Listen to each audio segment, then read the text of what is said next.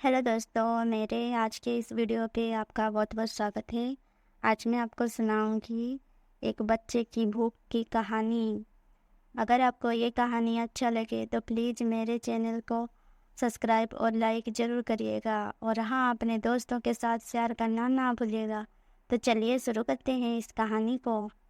भीड़ बेतहासा एक 13 साल के बच्चे को पीटे जा रही थी।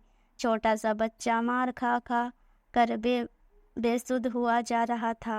अपनी लड़खड़ाती आवाज़ से वो कहता जा रहा था, मैं चोर नहीं हूँ, मैं चोर नहीं हूँ।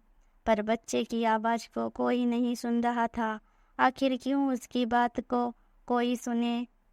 सभी चोर ऐसा ही तो कहते हैं, मैं चोर नहीं हूँ। चारों ओर बस एक ही आवाज़ आ रही थी, चोर है साला, मारो इसे। और लोग अपनी अपनी बहादुरी एक छोटे से बच्चे पर दिखा रहे थे। शायद आज सभी लोग अपने हाथों और लातों की ताकत को आजमा लेना चाहते थे।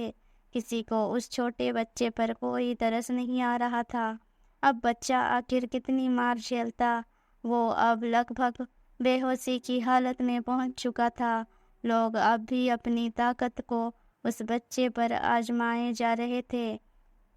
अनायास ही ना जाने कहाँ से सौभाग्यवश एक बुजुर्ग व्यक्ति का आगमन हो गया। भीड़ देखकर वो लोगों से पूछने लगे, यहाँ क्या हो रहा है? पास खड़े लड़के ने कहा, एक लड़का दुकान से बिस्कुट का पैकेट चोरी करके भाग रहा था। लोग उसी को पकड़कर पीट रहे हैं। अब बुजुर्ग व्यक्ति का धैर्य जवाब दे चुका था। वो भीड़ को चीरते हुए धक्का मुक्की करते हुए किसी तरह आखिरकार उस बच्चे के पास तक पहुंच ही गए और चिल्लाकर बोले, छोड़ दो बच्चे को, क्यों मार रहे हो? लोग बोले, ये बच्चा नहीं, चोर है।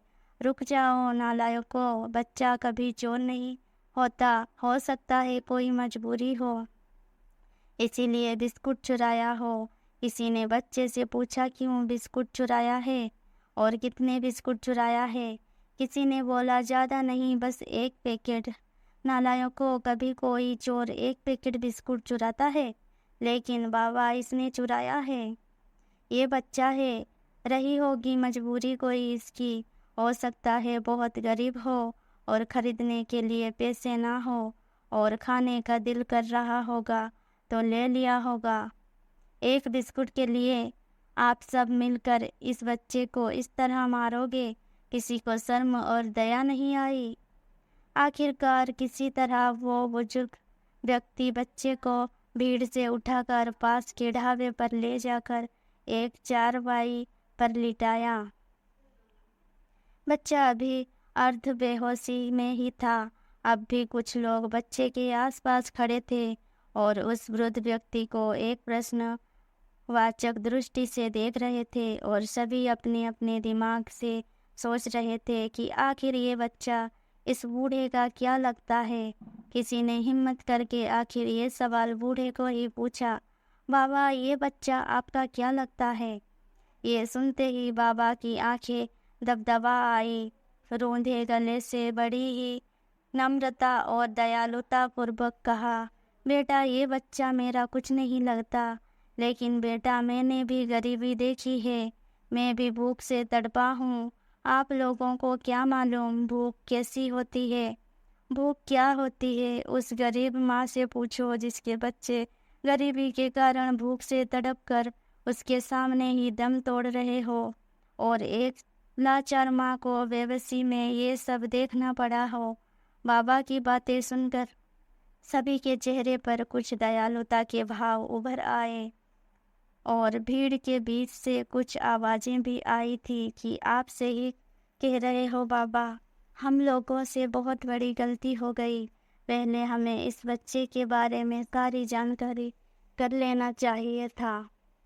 अब तक बच्चा बाबा की सहानुभूति पाकर कुछ सामान्य हो चुका था। शायद अब उसे लगने लगा था कि शायद अब उसके साथ कोई मारपीट नहीं करेगा। बाबा ने बच्चे से कहा, बेटा, तुम्हारा घर कहाँ है? बच्चे ने अपनी धीमी और कुछ डरी हुई आवाज़ से बोला, यही पास में झोपड़ी है।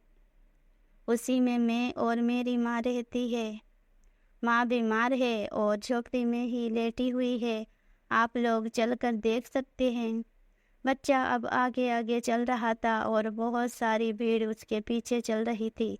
आज तो ऐसा लग रहा था जैसे ये बच्चा कोई बहुत बड़ा नेता है जिसे लोग अनुसरण कर रहे हैं।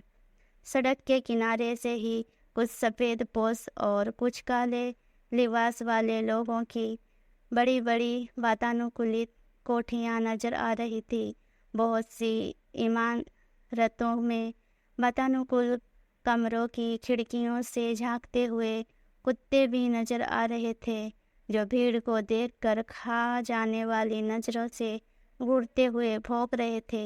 इन्हीं ऊंची अट्टालिकाओं वाले घरों से निकलने वाले गंदे पानी के नाले के किनारे ही एक समतल भूमि पर 2-4 घास फूस की झोपड़ी बनी हुई थी। 1-2 झोपड़ियों से बच्चों के आपस में खेलने की आवाज़ें आ रही थी। बच्चे ने हाथ के इशारे से अपनी झोपड़ी को बताया। झोपड़ी के अंदर एक पुरुषकाय नारी काया कुछ चिथड़े कपड़ों के बिस्तर पर पड़ा हुआ था। शायद उसे बुखार की वजह से शारीरिक पीड़ा हो रही थी। बिना दवा और भोजन के शरीर अति जीर्ण हो गया था। बच्चा दौड़कर अपनी माँ के सिर के पास बैठ गया और अपने नन्हे हाथों से माँ का सिर सहलाने लगा। माँ ने अपनी कराहती हुई और बेबस वाणी में बच्चे से पूछा, बेटा कुछ खाया या नहीं? इतना सुनते ही बच्चे की आंखें भर आई। बच्चा एक टक दरवाजे की तरफ देखने लगा। बच्चे का एक टक दरवाजे की तरफ देखना माँ के मन में कुछ शंका पैदा कर रही थी। माँ ने किसी तरह कोशिश करके अपनी गर्दन दरवाजे की तरफ घुमाई। उसे बाहर लोगों का भीड़ दिखाई दिया।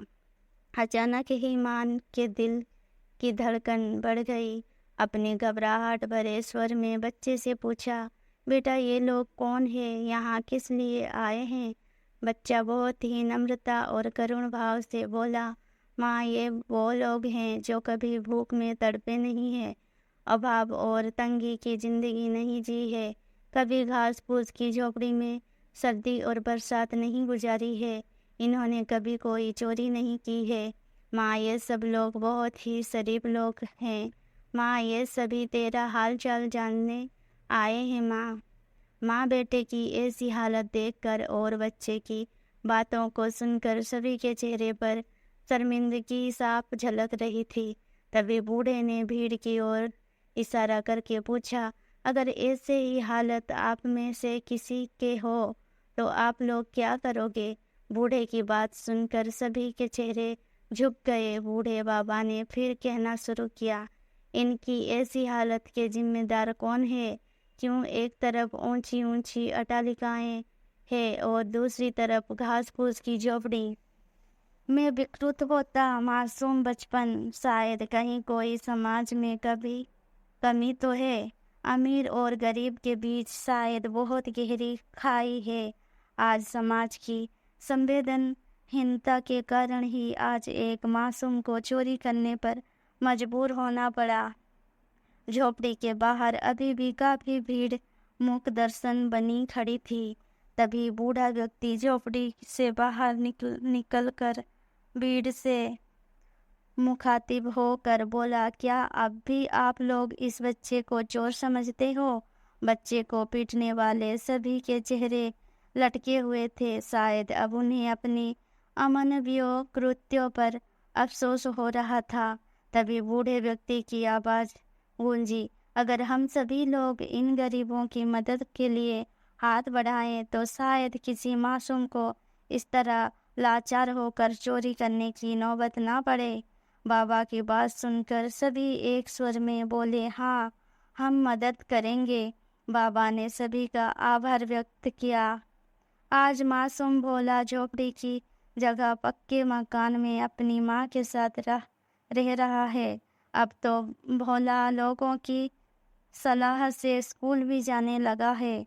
एक समझदार व्यक्ति के कारण भोला अब एक अच्छी जिंदगी की लंबी उड़ान के लिए चल पड़ा है।